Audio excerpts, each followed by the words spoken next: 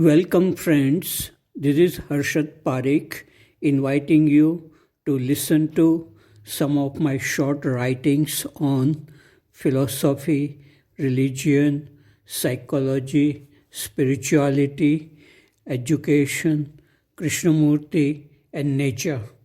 I hope you have a good listening. This is audio tape number 73. Article number 457. It is about mysticism in India. Intelligent people in the West are not attracted to mysticism. Mystics are not respected there.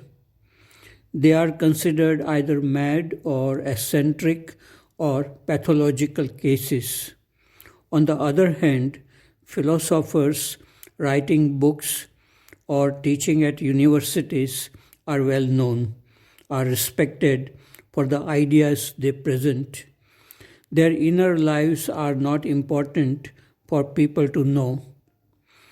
Max Muller wanted to write a short biography on Ramakrishna. He wrote to Vivekananda requesting him to send some information about Ramakrishna. Vivekananda wrote about mystical experiences of Ramakrishna. Max Muller wrote back to Vivekananda saying that exaggerated mystical experiences would not impress the European mind. Vivekananda must cut down on these experiences and write only facts of daily life and the social impact of Ramakrishna. It was a difficult task for Vivekananda to ignore the mystical experiences. In India, a man is not considered a great religious teacher if he has not gone through mystical experiences. These experiences are really the source of love, beauty, and creativity to the mystics. Article number 458. It is about blessings from trees. Thich Nathan has written, "In my home in Plum Village, I planted 3 cedar trees. I planted them about 30 years ago, and now they are very big and beautiful and very refreshing. While I am doing walking meditation, I usually stop in front of one of the trees. I bow to it. It makes me feel happy. I touch the bark with my cheek. I smell the tree. I look up at the beautiful leaves. I feel the strength and freshness of the tree. I breathe in and out deeply. It is very pleasant, and sometimes I stay for a long time just enjoying the lovely tree." When we touch a tree, we receive something beautiful and refreshing back. Trees are wonderful. They are also solid, even in a storm. We can learn a lot from trees. So this is what Thich Nathan said, and now I too have been doing this in Rishi Valley and other places for many years. Trees are my spiritual teachers and lovely friends. I bless them and receive their blessings too. The morning time is the best time for this kind of walking meditation with trees in cool, fresh air, in quiet places, away from people. Basically, it is the power of positive imagination. One can create wonderful thoughts and feelings which create happiness and love. Then one can meet people and share non-verbally this feeling of happiness and love. The real treasure is buried within us. One must spend some time to be alone and look at the beauty of nature with fresh eyes and mind. Article number 459. It is about temples and devotion. Very rarely I visit temples where too many people go. Yesterday, by chance, I passed by this temple, which was beautifully decorated with lights, and there were very few people in the temple. It was a Ram temple. On the first floor, there were 9 small temples of various goddesses. This I liked. Some goddesses were brave and beautiful, carrying many weapons and riding on lions. Ramakrishna Paramhans worshipped goddess Kali, and she was not beautiful, really frightening and violent in outward appearance. But what we see is generally our own creation. Ramakrishna saw Kali with a different state of mind, intoxicated with devotion. He could see the reality beyond the outer appearance. I feel that God is not in temples, it is within us. A bhajan we sing in the school assembly says, Man mandir ki jyot jagado. It means ignite the flame within the temple of the mind.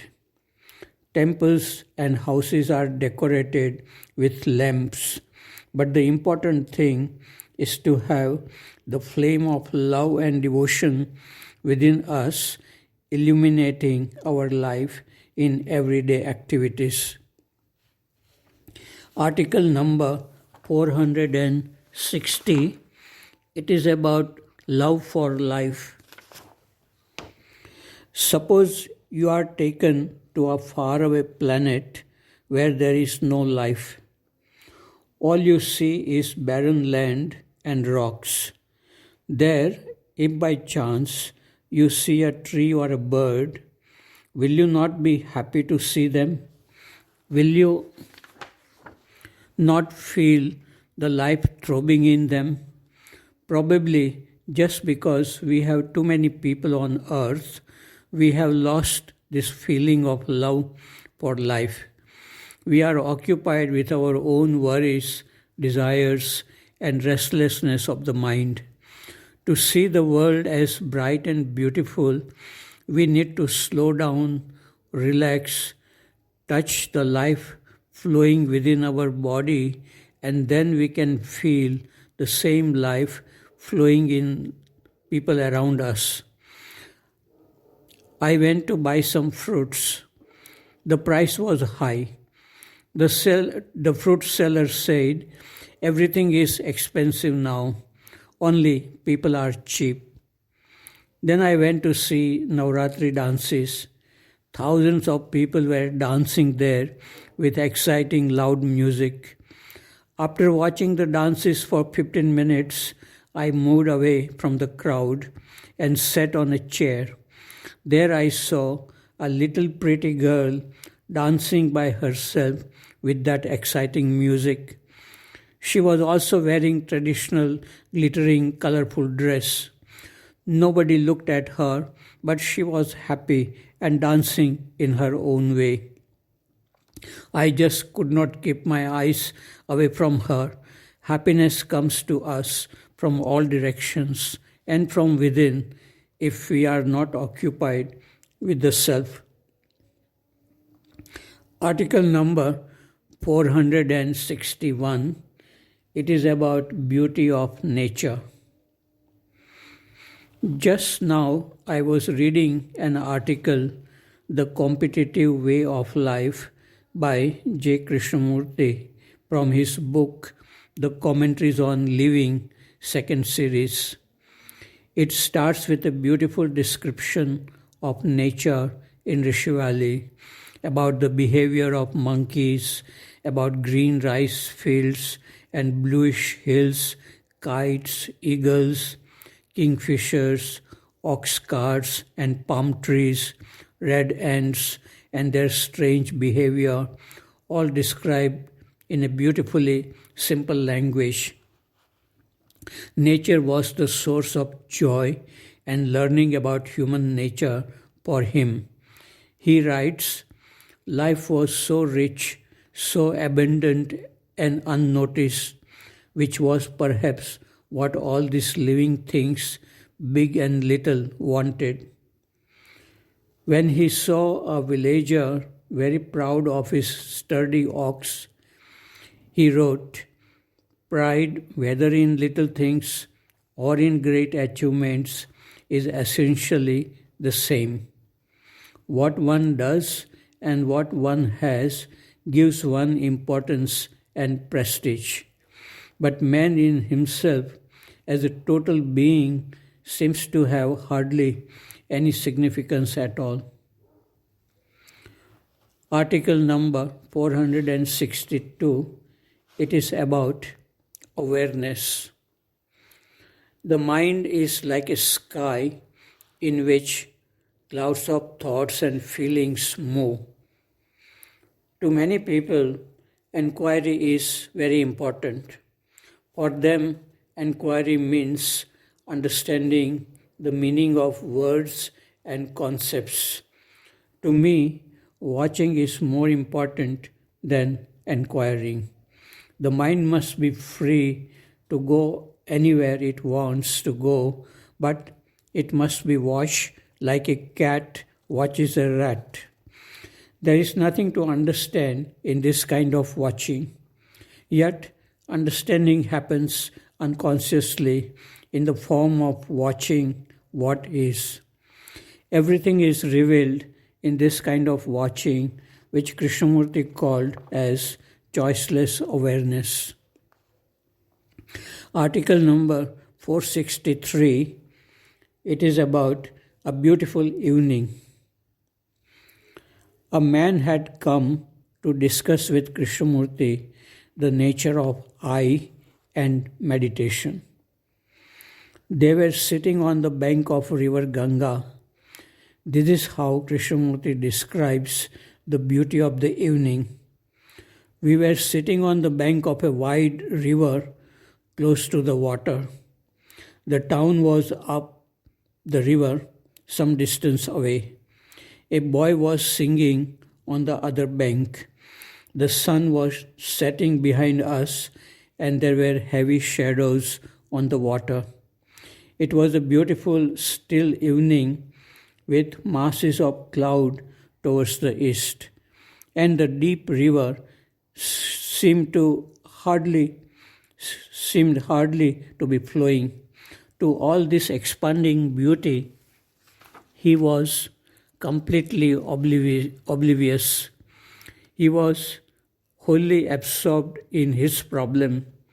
We were silent, and he had closed his eyes.